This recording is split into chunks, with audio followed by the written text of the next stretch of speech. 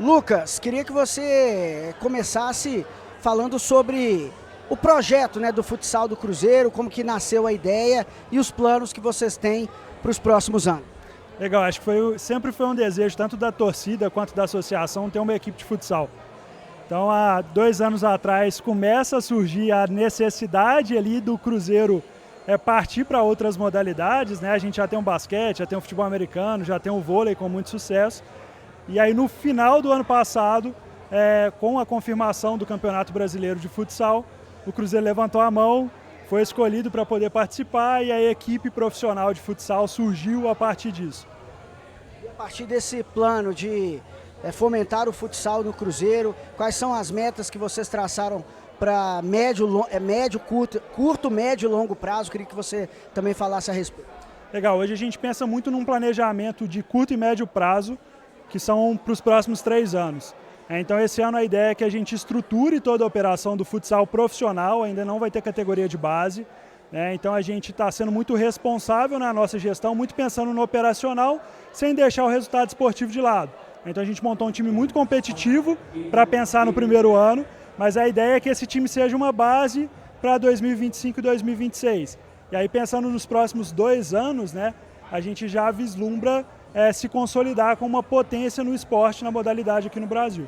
E aí você tem o vôlei, que foi o precursor desse esporte especializado no Cruzeiro, falando de uma nova era, né? Porque o Cruzeiro já teve o atletismo também.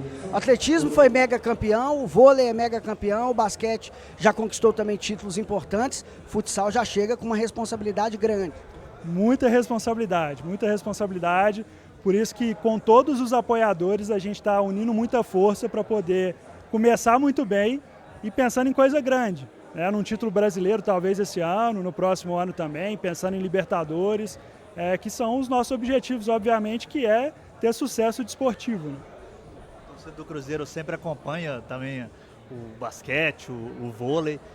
Como que a torcida vai poder acompanhar? Onde vão ser os jogos do Cruzeiro? Onde vocês vão treinar também? Como que está esse planejamento todo? Legal, a operação fica toda em Belo Horizonte, então a gente treina aqui, toda a nossa operação administrativa está aqui também.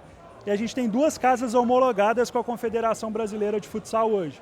Então a gente indicou hoje 2 ginásios, um em Belo Horizonte e um numa cidade próxima, como eu já tinha falado essa semana. Cidade próxima é Mariana, então a gente tem a Arena Mariana como possibilidade de jogos lá. E a gente tem a Casa do Esporte Especializado Mineiro, que é o Mineirinho, do lado da Toca 3, para a gente poder mandar os nossos jogos em Belo Horizonte também. Qual foi a montagem do elenco? Qual foi o critério utilizado? O primeiro ponto geralmente quando a gente olha para o futsal, se esbarra muito em amadorismo com semiprofissionalismo. A gente decidiu montar uma equipe profissional. Então são atletas profissionais de fato.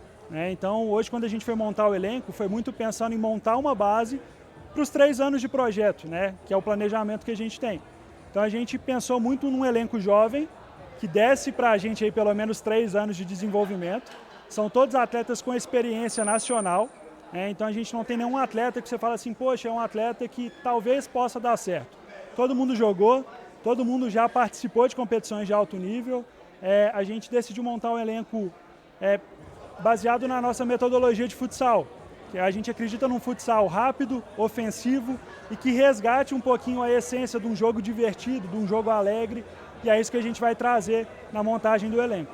Essa montagem do elenco, vocês pensaram em um nome para ser o grande diferencial desse primeiro momento? Você falou que são jovens atletas, mas com experiência nacional aí no futebol, mas tem um nome que é aquele mais conhecido, que já tem mais rodagem, que o torcedor, quem sabe, possa até conhecer?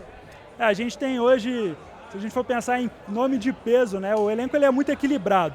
Então são todos jovens muito promissores, mas dos mais conhecidos, talvez o PK, que já passou pelo Vasco, passou pelo Magnus também, jogou com a turma lá.